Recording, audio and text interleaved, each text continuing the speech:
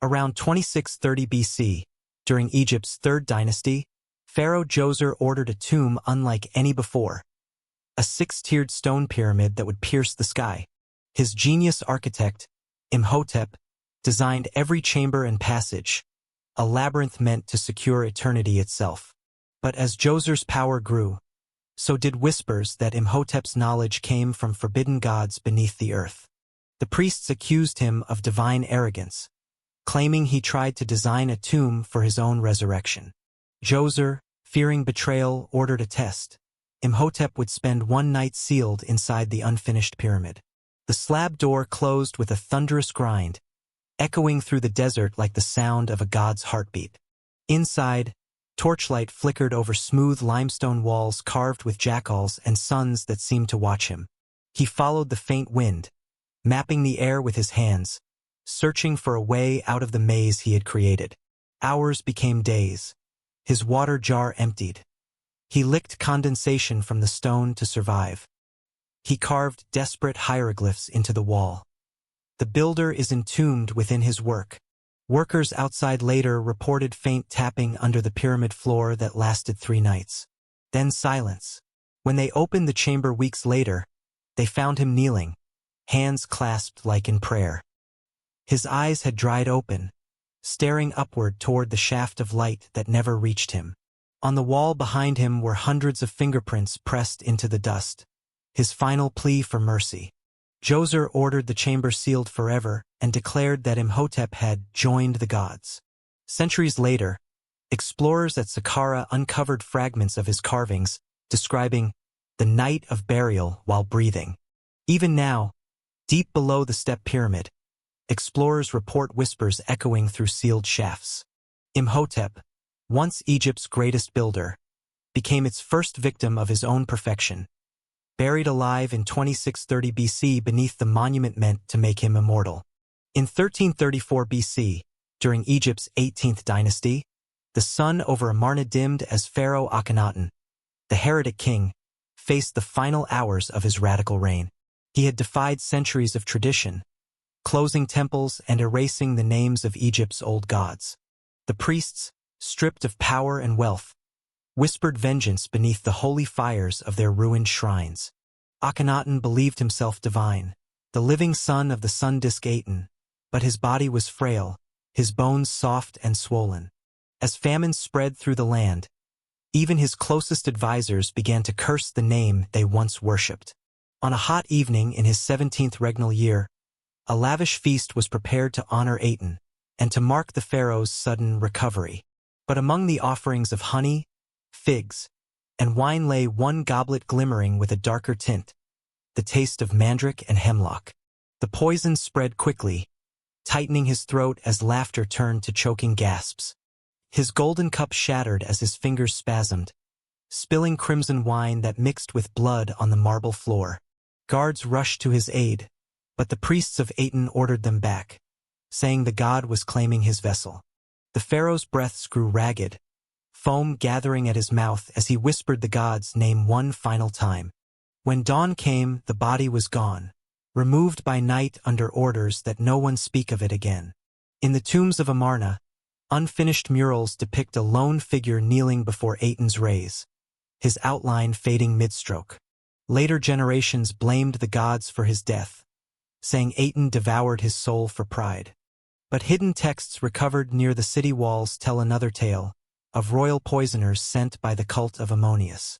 His tomb, discovered centuries later, contained bones strangely twisted, as if his muscles had seized at the moment of death. To this day, no official record names his killer, only that the heretic king vanished and the old gods returned. In 1334 BC, Pharaoh Akhenaten's dream of one god died with him, poisoned in his own temple, consumed by the silence he created.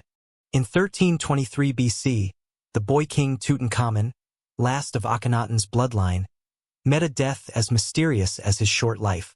Crowned at only 9 years old, he was a puppet ruler surrounded by scheming priests and generals hungry for power.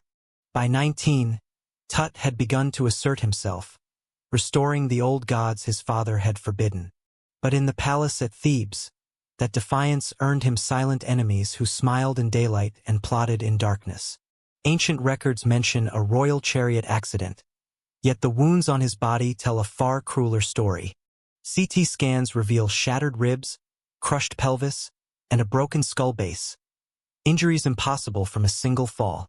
Forensic evidence suggests Tut was struck while kneeling, a spear or wheel cleaving through his side. His chariot might have been rigged, a wheel loosened or sabotaged before the night's ceremonial ride. Witnesses later claimed the young king screamed only once before silence fell over the desert track. When attendants reached him, he was still breathing, chest collapsing with each shallow gasp. They carried him to his palace, but infection spread rapidly. His wounds darkening, skin blistered black. Within days, his left leg had turned gangrenous. The stench filled the corridors of the royal residence. The priests prayed over his body, fearing the gods punished him for restoring forbidden idols. On the seventh night, he convulsed, coughing blood onto the golden linens of his bed. His final breath escaped as the oil lamps flickered out, leaving only the faint glow of the moon through stone lattice. When embalmers began their work, they found his ribs missing, hastily removed to hide the true nature of his death.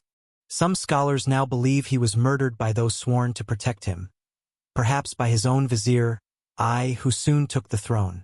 Buried in haste in 1323 BC, the boy king's tomb preserved not just treasure, but the evidence of a royal cover-up sealed in gold.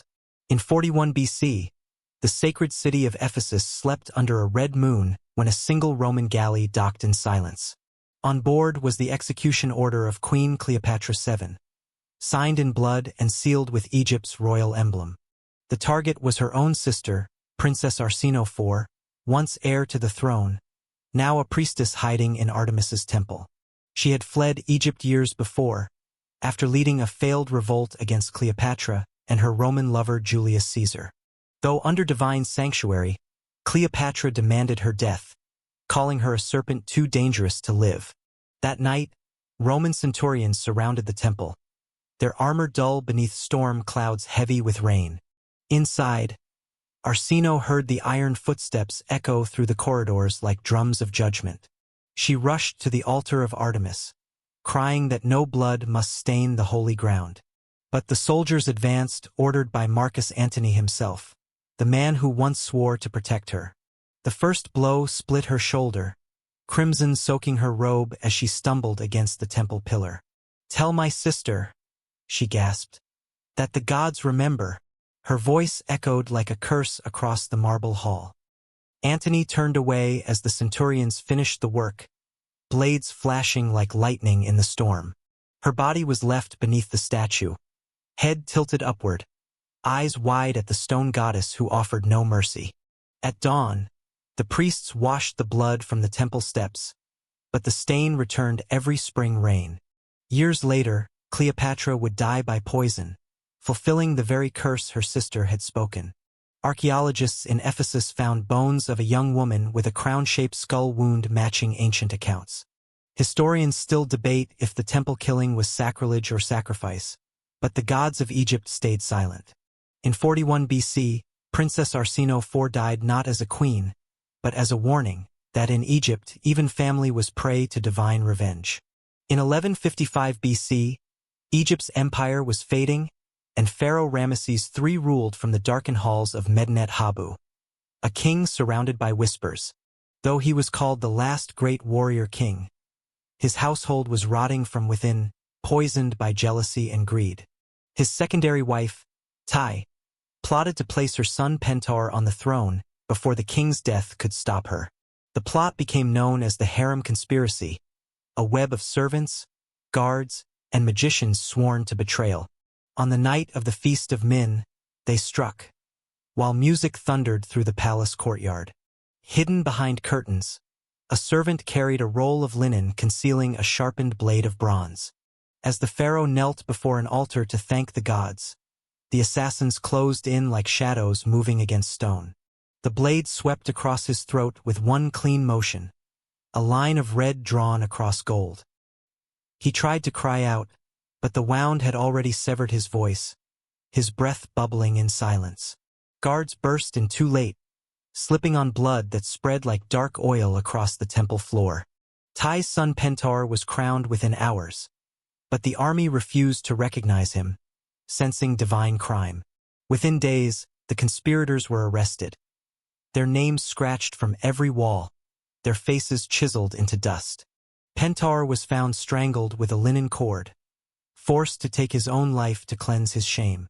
Tai vanished from all records, her tomb never found, her name cursed in the Book of the Dead.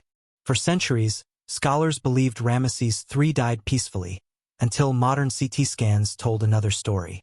Beneath his bandages lay a gaping wound 5 centimeters deep, sealed with linen and resin to hide the truth. The embalmer had placed a protective amulet of Horus directly over the cut, a final plea to guard the king's soul. In 1155 BC, the might of Egypt ended not with an army's fall, but with a whisper and a blade in the dark. The night Pharaoh Rameses III bled out upon his own altar.